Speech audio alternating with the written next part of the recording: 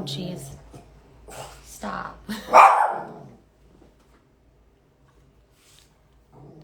Okay. Let's get Brian on here. Let's see.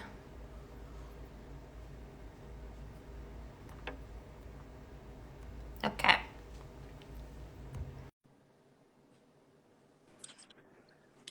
Hey, what's going on? Hi. Cheers. How's it going? Cheers. It's doing great. Just back from vacation. How are you doing? Good. Not Good. back from vacation, but still pretty good. There we Do you have go. the Hey. vacation blues? Yeah, it's been a rough couple days back. Didn't.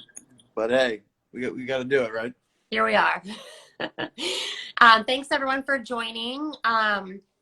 Just going to give you a little agenda for tonight's live is we are going to kick off with a little promo and some information about our upcoming wine dinner. And then we have a very special guest named Sydney, who is a teen cancer survivor that we are so excited to talk to. And then quickly before we get started, just in case you don't know me or my lovely co-host, I am Nikki. I am the founder of Fight Me Cancer, and I am a cancer survivor myself. And then Brian is also a cancer survivor, and he serves on our board. Brian, what are you doing? The dog got in here. I need to get rid of the dog for a second, so I'm sorry. We had a little interruption. No worries. Brian serves on our board as well as many committees and is also a cancer survivor. I was diagnosed at 17 and Brian was diagnosed at 19. Just a little background. So wanted to kick off tonight with talking about our upcoming wine dinner. So for those of you who have never attended or who are unaware of what this event is, this event started back with 50 people to originally celebrate my 4th cancerversary, celebrating just kind of a celebration for myself. It was a lot of like close friends and family. And that was 7 years ago. So this will be our 7th wine dinner. We obviously canceled last year's because of COVID and that whole situation. So we skipped last year, are now doing it this year. It's on September 17th. It's a Friday at 7:30. If you're interested, go run and buy tickets. It's a really special event. We honor cancer survivors and we have speakers, and I'm gonna let Brian talk about our auction items in a second. But one of the big things that we do during that evening, and just in general, that evening is really focused on our teen support program and our teen support bag program. We do a live ask during the dinner surrounding kind of my speech during the night, and we raise money at the dinner. So between the auction items and our live ask, the event in 2019, we actually raised enough money that evening to put together 415 teen support bags, which is incredible. This year, our total teen support bags that we'll have sent out will be around 9,000, which is incredible.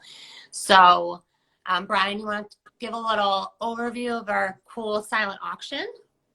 Yeah, definitely. So, like Nikki said, it's another great year, another wine dinner. We're really excited after not having one last year, and that, to help raise some money, we're doing another silent auction this year, and we've got some really cool stuff. And so just kind of kick it off, throw it right off the bat. We've got a couple trips to Africa, including a safari, which will be a lot of fun. Cool. That'll be incredible. That'll be a real prize for anybody that wants to do that. We've got a bunch of different electronics that were donated. We've got a TV, we've got a drone, some Apple Watches, I think an iPad in there. So there's some cool stuff there. An autographed baseball from Patrick Corbin of the Washington Nationals. We've got tickets to a play at the Kennedy Center. We've got a whole package at National Harbor, including Bobby McKee's dueling piano bar, dining credit, parking passes, trip on the wheel. So there's some real cool stuff in there. We're really excited for you guys to come out and see it, bid on it, and have some fun. And, like Nikki said, all this money goes to the teen support program, and it's going to be great. And we're hoping to get a lot of bags out there for all the teenagers across the country. Yeah, definitely. Especially, with last year, or I guess, still with COVID, and and everything going on since we weren't able to have our event. This is our biggest event of the year. It's our, most fundraised event. We raise the most money at this event to really support the rest of our programs throughout the year. So if you're unable to attend, you can still donate. You can donate tickets back that we can give to cancer survivors so that they can attend for free. So there are a lot of ways to get involved if you can't attend but still would like to help. So yeah, that's our little plug. Go ahead. You want to say something? I just wanted to throw in one more thing. Like, I don't know if I heard you or I completely missed it. And if I did, I'm completely sorry for that. But this is a award. We're doing an awards program for this wine dinner. Oh, I did not say it. Go for all of the individuals that have helped this foundation from the beginning and the parts they played and the roles they've played alongside Nikki and, the family of getting this foundation to the point where it is now. And so we're really honored and excited to celebrate all those individuals. And I think it's going to be a really special night. And you can probably say more on that, being there from the beginning on these people and, who they are. And so that's going to be a special moment to celebrate them. Yeah. Oh my gosh. Thank you for remembering that part. Yeah. So we're going to be honoring 11. We have different categories. So we have individual, family, and companies. So all these people have been with us from the get-go, from the very beginning, are still with us today. So, or have made a huge impact over the years to really get us to where we are. So thank you for remembering to say that. So we're really excited for that night. It's coming up fast and furious. So go out and buy tickets. Okay, and now, drum roll, we have a very special guest named Sydney. So I am going to attempt to add her. Whoopsies. There she is. All right, Sydney girl. I sent you a request. Sydney, hey. Hi. Good How's evening. it going? I'm doing pretty well. It was a long day at school, but I'm very excited to be here. Yeah, we're so happy to have you. Absolutely. Yeah, I'm very excited. Okay, so we wanted to bring Sydney on to kind of give her an opportunity to talk about her journey with cancer, and then we're going to ask her a couple questions. So, Sydney, do you want to give us a little overview about your experience? Yeah, I mean, you want me to basically tell you how it happened or how I figured it out? Yeah. Give us All the right. whole story.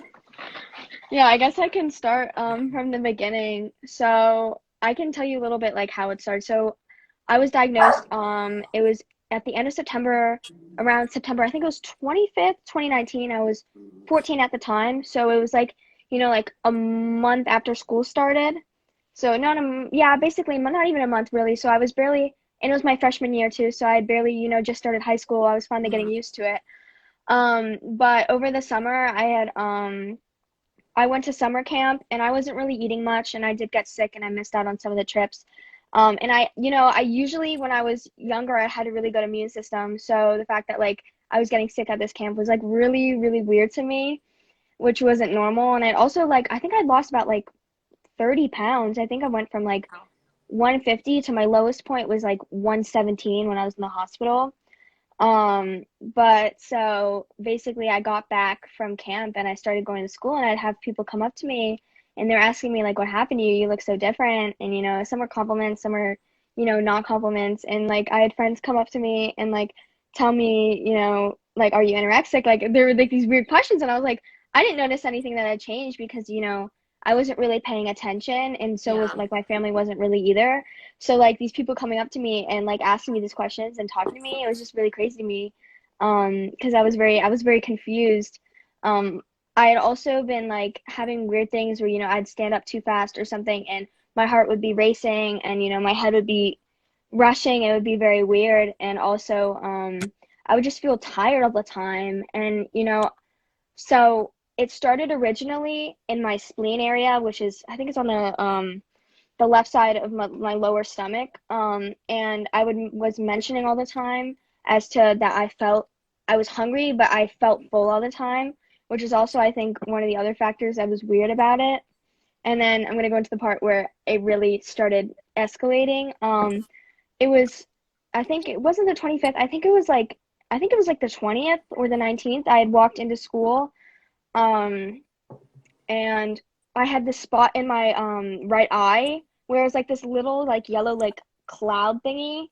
Like so if I like closed my left eye, I could like not really see out of this eye, which is very weird to me.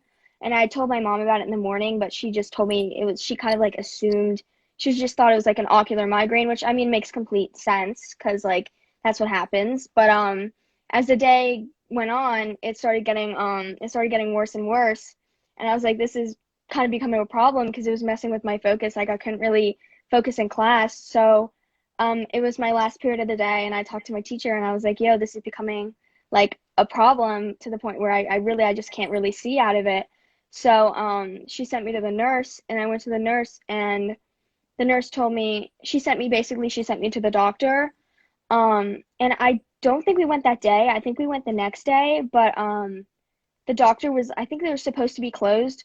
So the woman who was doing my checkup was like in a rush and she wasn't really taking her time. So she didn't really do much of a checkup. The only thing she really did is like when she was doing my heart rate, she made me stand up and it went from like very low to very high. And she thought that was a problem. So along with that and the eye thing, she told me to go to the hospital. And here's the crazy part. They thought that they were afraid that I might have had a brain tumor because, you know, there was like the weird spot in my eye. So they gave me an IV and everything, and we had assumed that they took my blood, but they had just done it for a pregnancy test. They hadn't tested my blood or anything like that. And they did my contrast and did an MRI and did a scan, and they saw nothing was wrong, and there was really nothing else they could check. So they basically just wrote down a retina specialist, and they sent me home without checking any of my blood or anything else like that. Oh my So God. I don't know if I think it was the next day. I think that was a Sunday. So I think I went to the retina specialist on a Monday. I I think I left school early. I think I had an appointment in the middle of the day.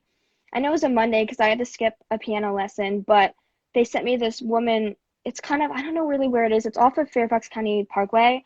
They sent me this retina specialist, and she did a bunch of, like, she was looking into my eyes and everything, and she told me she really didn't see anything. She kind of, like, saw just, like, a weird spot. So she sent me to another retina specialist, and we ended up waiting, like, 2.5 hours in the waiting room because I don't know if they were doing, but they had to do another poke and take my blood and give me contrast.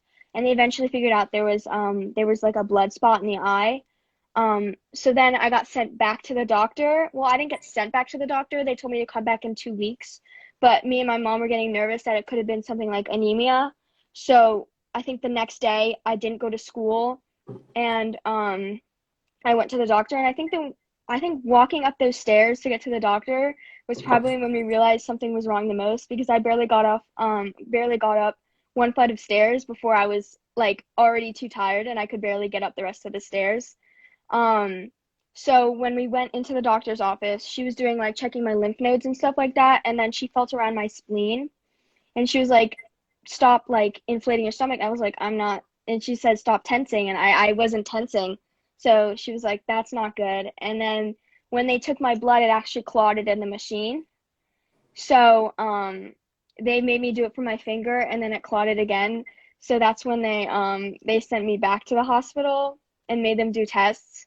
And then they finally figured out once I'd been in the hospital for many, many hours. My dad was actually he was out of town on a work trip.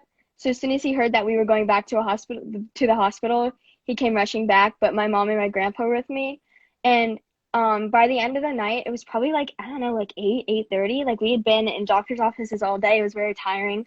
Um, but they had finally figured out that it was some type of form of leukemia, but they didn't know what it was yet.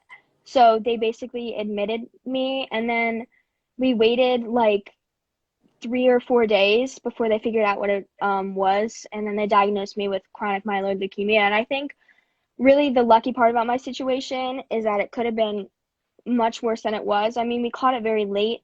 Well, not very late, but we caught it on the later side to the point where, you know, it was really showing.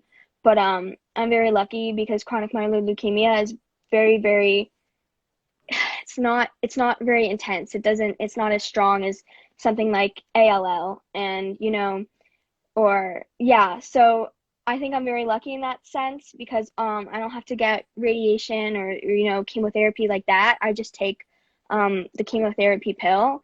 So I think that even though it was very stressful and it was a lot, I came out on the other end very lucky. So I like to think that I just had a little bit of a luck in that department. But I think that's about it. I was in the hospital for maybe a week and a half, almost 2 weeks. It wasn't that long. It felt great getting out of the hospital, but I did miss school for another like 2 months, and I didn't really do anything. I was kind of in my house all the time, Yeah. and they hired me tutors, but then like this dude was supposed to show up and he got fired or whatever, and Oh it was my lightning. gosh. And yeah, so it was just And this is it all was happening like during your freshman year of high Yeah. school. yeah. So So and like then prime time, like great timing. yeah, and then I got back to school and I literally only had like 3 or 4 months and then COVID hit. So I didn't even really Oh have a my freshman year. It was kind of gosh. funny. So I think it's hilarious about the situation. But I think that's about it. Oh my gosh. Well, thank you so much for sharing that. I Yeah. can't, it's crazy how like we all sort of have similar situations with the fact that like we had to pursue medically, like the doctors, like go back, go here, like no, we need an Yeah, I think it's answer. crazy that they didn't send us back to the doctor when they figured out it was a blood spot. They just told us to come back in 2 weeks. So, Yeah, that stuff just blows my mind, honestly. yeah. So how was the kind of your whole experience, like kind of knowing and understanding what was going on, but then also thinking about So, school and like all the other things, your friends, everything you have kind of going on there. so I do think in the hospital, I think the best thing was that I had friends come over like a lot. I had That's many great. friends who came to the hospital. Since I'm very glad, I feel bad for people who it did happen to during COVID because you can't have visitors. But I think the visitors were the people that made it okay because I feel like if it was during COVID, it would have hit me harder. And it never really, I was completely fine during the hospital and stuff because I don't know if this is just a me thing but it never really hit me until like 6 months later. That's Like, kind of how I was so as I was in well. the hospital and I kind of like I don't even remember much that happened in it because it never really hit me. So, yeah, and I just think friends were very supportive and people I think the funny thing is people who I didn't even know would be texting me, but also people I wouldn't know like at other schools would be saying that they knew me and they were friends with me, but I had no idea who they were, which was kind of funny. But I definitely think that people were very supportive and I really really enjoyed that. It was very helpful. So when you were in the hospital, you got one of our support bags, right? Yes, I did. I think I had I don't know if it had the Amazon, but I got the charger and the bag and everything. And I think the charger, not the charger, the earphones, the headphones. And I think those were like the best things. They helped me a lot. I used them for so long. Like I used them basically until they broke for like a year and a half. Yay. Oh, They were That's they so were my cool. favorite part of it. Yeah. That's The so most cool. memorable thing about it. We love hearing that stuff on how the bags worked out and how they supported you, and that's awesome. Yeah, that's how my mom ended up reaching out for us to volunteer with you guys. We love yes, and that. it's like so great that you guys are volunteering with us now. I like love it Hmm. so much, and like now we've developed this relationship with you and your mom, and Yeah. um, that's always really great when we get to hear feedback, but then also get to know you and Yeah, get to hear your exactly. story.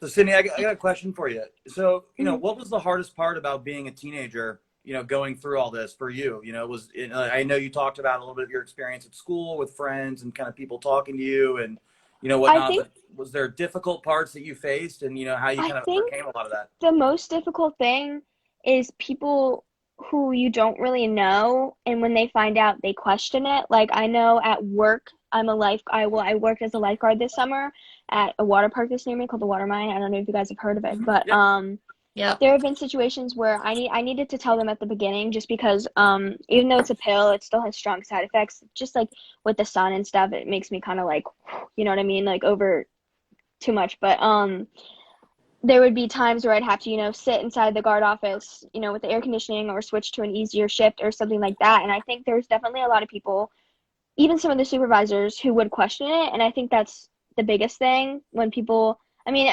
you never always completely trust people, and I like understand that. But it's kind of annoying when like people are like talking to people and saying like, do we really trust her? Does she actually have that? Or is it just like, is she just trying to do it to make things easier for herself? Um, so I think that's definitely like really annoying, especially when like I'm 100% telling the truth. It is like 100% a problem. But other than that, I don't think there's really anything else that's really affected it. If anything, I think people tend to be more kind towards me, which is very nice. So, Yeah, I think something that I dealt with similarly as well, was that like I didn't look sick. So oh, like yeah, I I can didn't answer lose that my too. hair, I didn't lose a ton of weight. I'm like tall and kind of thin already. So like, um, you know, but you have people question and it's just weird, right? Like it's awkward and you're kind of like, why would I lie about this? Like why Yeah, would I I lie think, about my experience? Like you don't know what I went through. yeah, my Um, teachers also kind of did the same thing. I don't think really any of my teachers, I didn't really look sick. So I think that just slipped most of my teachers' minds. So if I needed something like, because I had like developed like some sort of like thing that if I had a headache or something and I couldn't focus, I'd put like a sticky note on my desk and they'd notice that and, you know, not get me in trouble if I'm not paying attention or if I need to put my head down. But I would do that, but my teachers would like, they would forget or they would just, not pay attention to it, which I think is also like kind of annoying. yeah, But other than that, yeah, I didn't really, everything else is completely fine. I think it yeah, was just relatively easy. yeah. Well, that's great. Yeah, for me, I had to leave like class early every day to go to radiation, and so that was Oh, always yeah. kind of awkward. Like you had to get like a pink slip, and then like you're like, does your teacher remember you're getting up to exit? Like it was like block scheduling. So it was like every other day. So I'm like, half the time I was like, does he think I'm just walking out and like going, like trying to ditch? Because it was an awkward, like Yeah. 30 minutes early. So yeah, I get that. I feel like sometimes, I mean, teachers have so many students, but at the same time, it's like, I'm still going through something serious while also trying to do my schoolwork and do high school. Yeah, Um, and most students don't know either. So when people are like, "Why are you leaving class?" or in my instance, my spleen was still very enlarged to the point where that if I fell, it would have been very bad.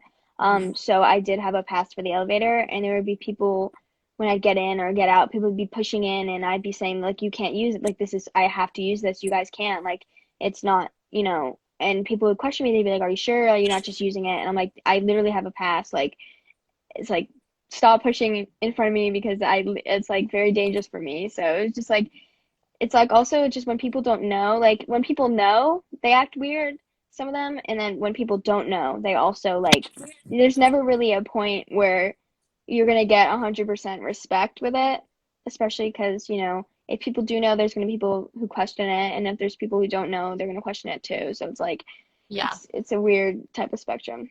Something that I thought was always weird, just like in general, is which to this day, I mean, it's always going to be weird. Like for the three of us, I think, is like like telling people, right? So like Hmm. for your close friends, perhaps like they went through the journey with you, they were at the hospital with you, right? But then you get back into school, or you make new friends, and then you're doing these things, or you're like have different habits that may be different but people don't know. So then you're like, do I tell them?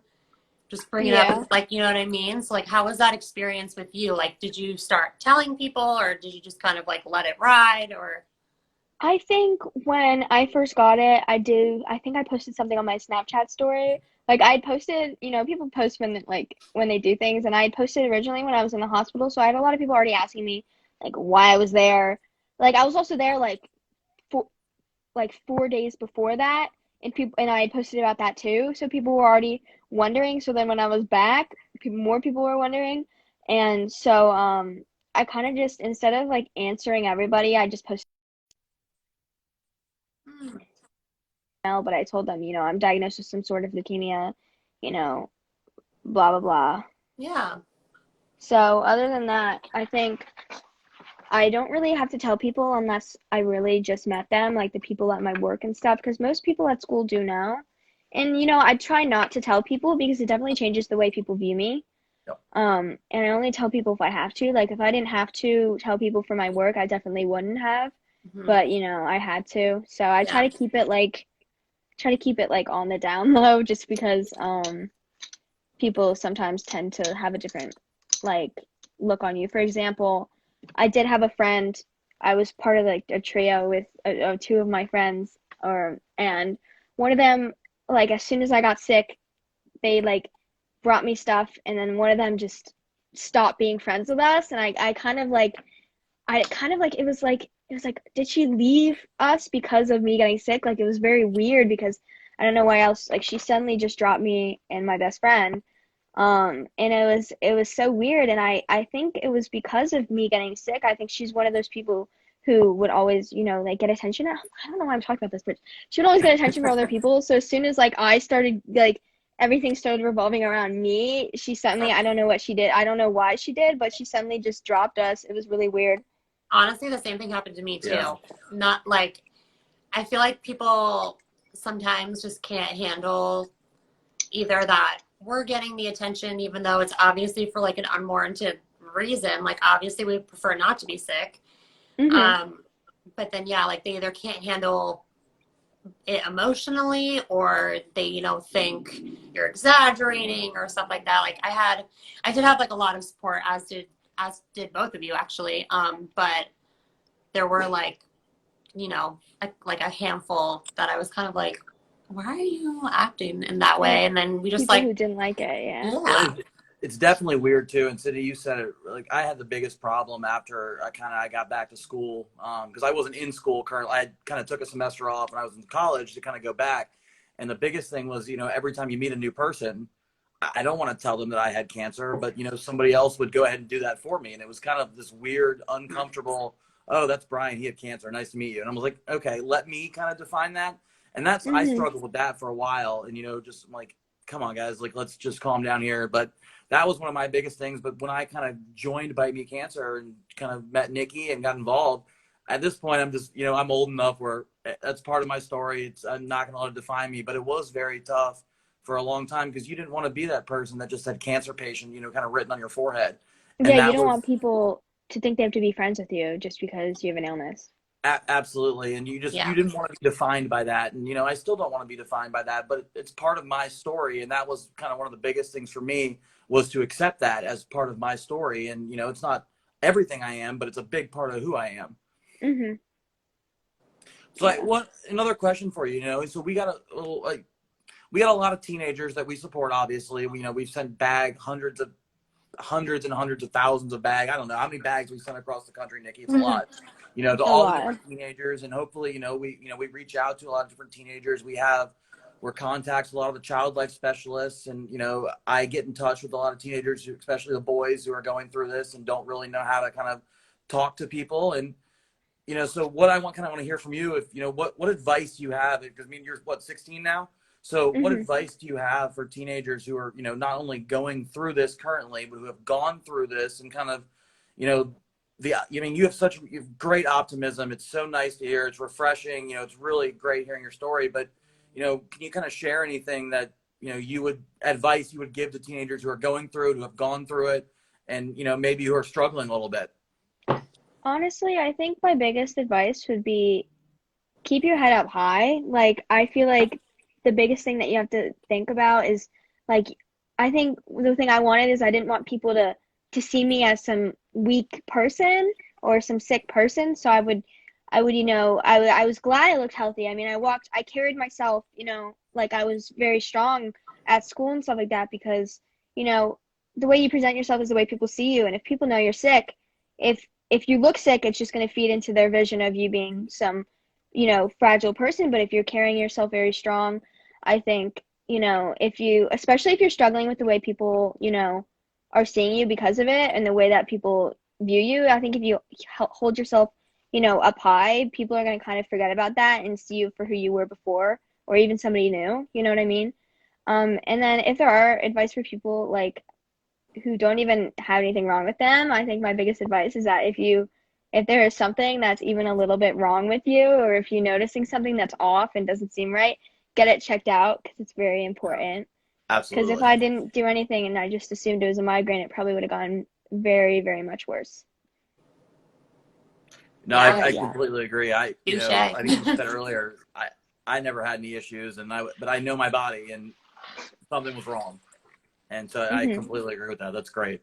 Yeah. I had like a pain in my neck that like I went to the chiropractor. Like people were like, "You have like you sleep weird, you grind your teeth," like, and we just kept plugging and chugging, and now here we are.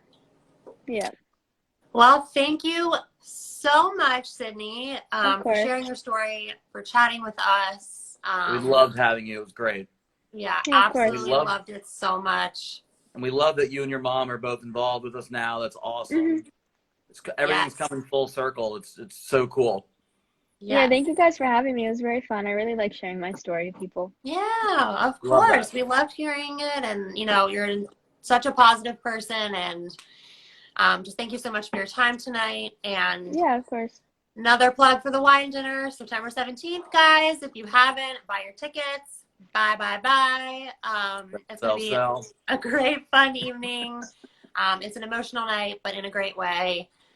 It's like a big family sitting down at dinner together with some good wine. So we hope to see you there. Thank you all for tuning in tonight, and we'll see you next time. Thank you, guys. Bye, everyone. Bye. Thanks, Sydney. Bye.